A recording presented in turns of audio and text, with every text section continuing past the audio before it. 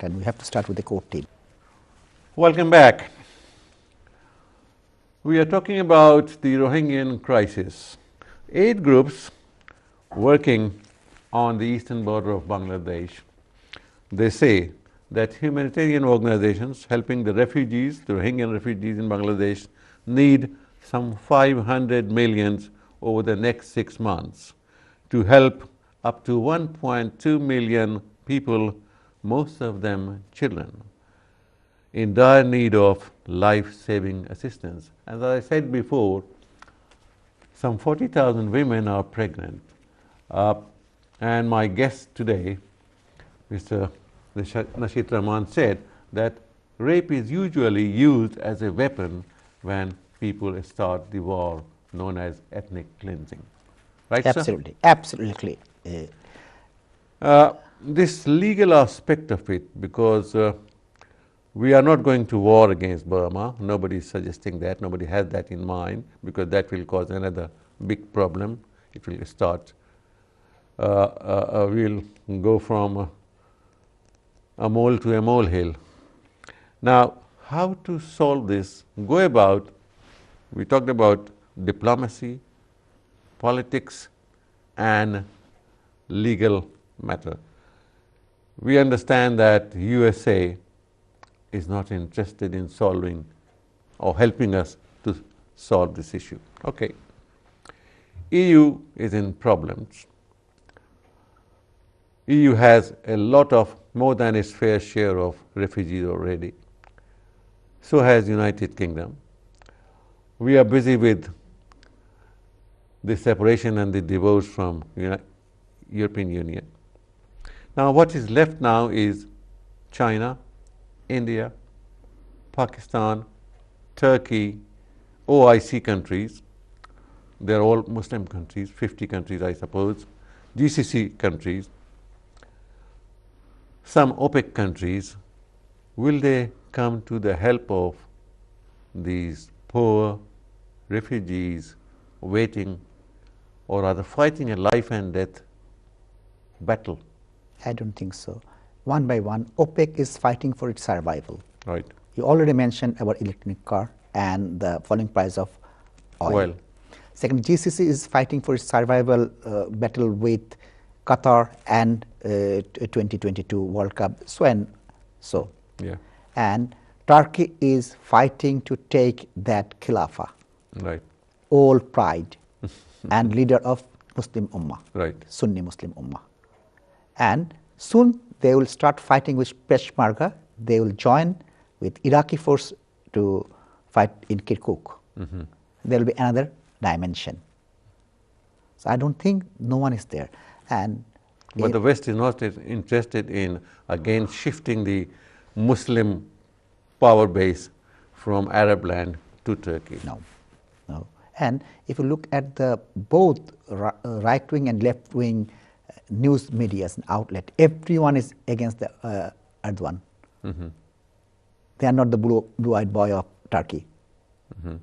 And if you look at the Turkey and Egypt situation, in Egypt, one elected person was toppled by military, and the whole world support him. Yes, Sisi is good. And when the military want to topple Erdogan, they will say, no, military was right.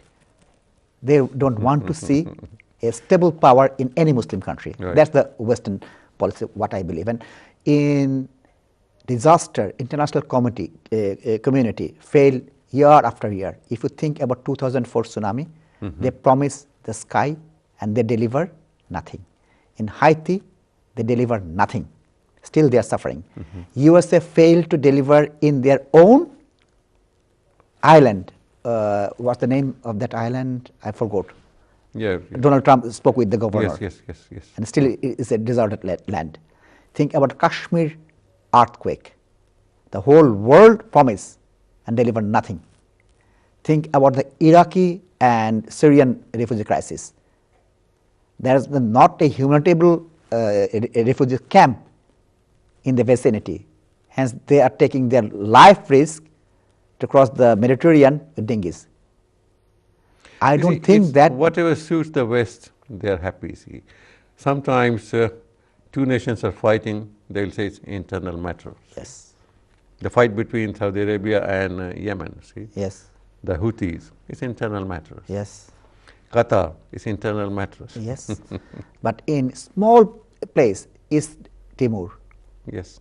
they have massive teeth because they need that regional politics. Do you remember Biafra in Absolutely. Nigeria? Absolutely, yes. They created the South Sudan South Sudan, yes. out of nothing. Out of nothing, out of nothing. And that's a failed nation. That is a totally failed nation. And the Western world, they forgot about them.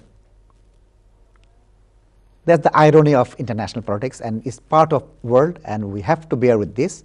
And what I think, Bangladesh have to maintain these Rohingyas.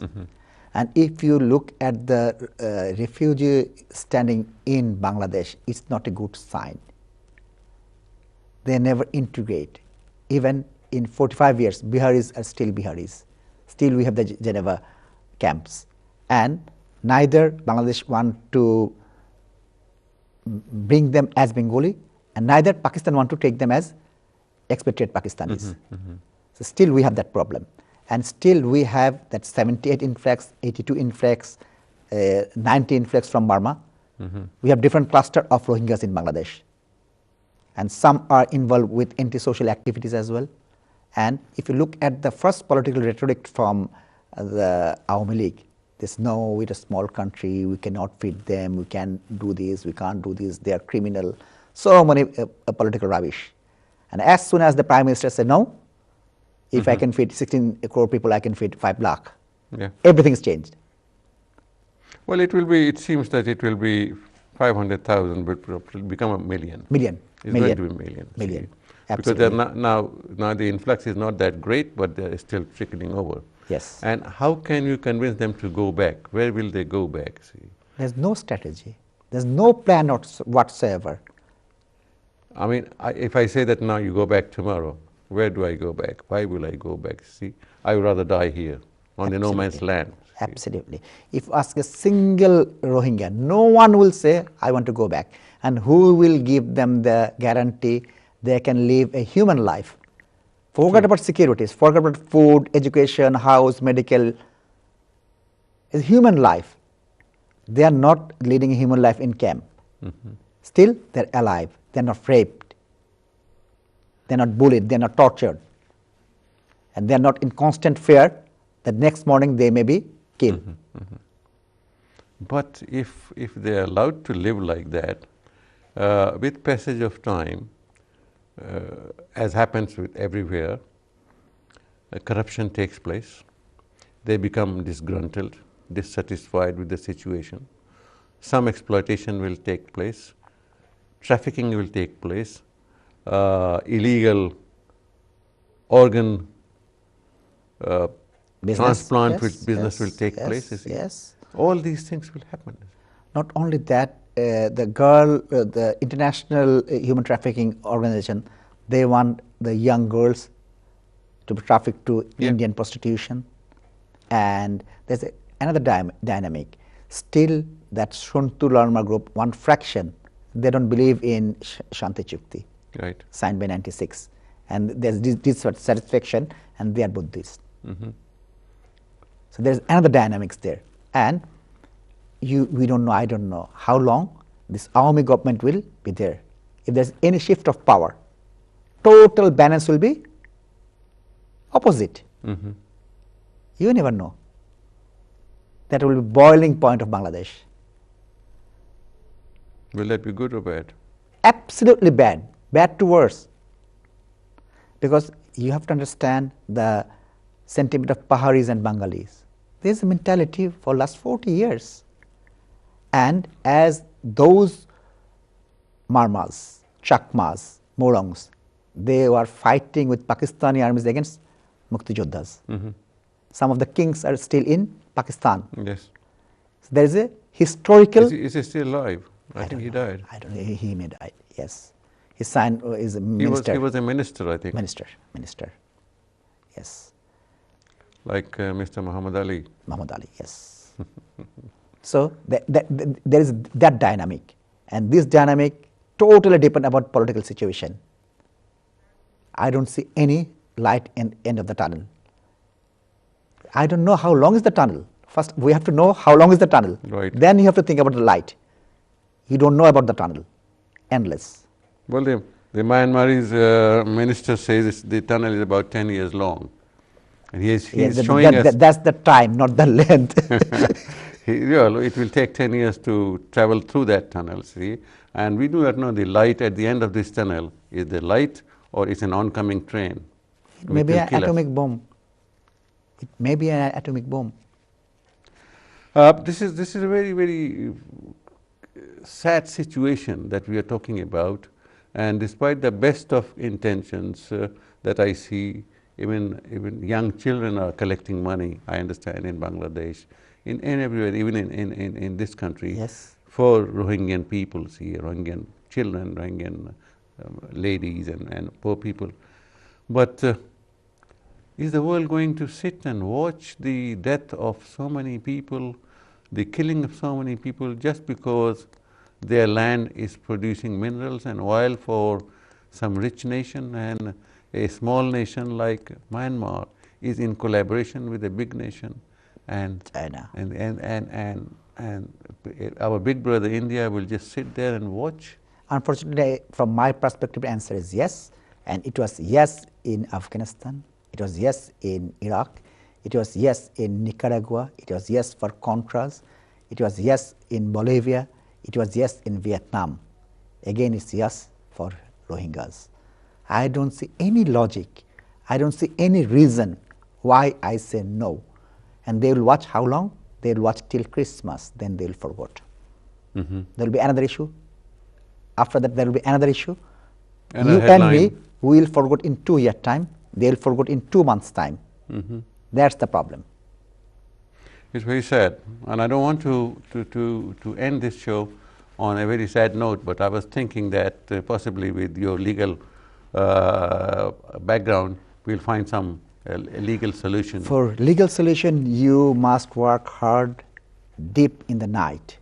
No one is thinking. First you have to think, then you have to jot down, then you have to do the teamwork, background work, legal work. Nothing is there, believe me. We can't take them to International Court of Justice. Yes, we can, if we start therefore today. You have to collect the evidence in 3 different aspects. One is the super authority, who is the ordering authority, who is implementing it, and you have so many pictures in Facebook, YouTube, some are fake, forgot it. You take the name of the army officer, you just talk with the woman, just take the description, the name of the area, there will be not that jela, not that upajela, not that thana, nothing will be there. How you can say this is this, this is that? You're right. So you have to think from the legal perspective. You haven't started the work, and people will forget. But the best way is to start working. Now. And now is the situation that we find everything is against us, you see. Absolutely, absolutely. Still, I believe in hope, and nevertheless, even if the Rohingyas are here, we must have a long-term plan. They cannot live like animal in that refugee camp. Because there will be crime. We hope they can be employed somehow gainfully. You have to change the Bangladeshi law. They don't have the right of work, they don't have right of marriage. It's not that the government is imposing it, it's already in our legal system. And there is no incentive for government to change that law. Thank you very much, sir. It was a pleasure talking to you, though we end it on a sad note, but at least hopeful that there is a legal way out if we are serious about it. Thank you, sir. Thank you for coming much. Along and giving us your time. Much obliged. Much obliged. Thank you for being with us, and we hope that you have enjoyed the show as much as we have. We know that it's a very sad situation, but there is some light at the end of the tunnel, I think. I'm an optimistic person, and we hope that something positive will come out of this. Thank you. Once again, same time, same channel next week. In the meantime, take care.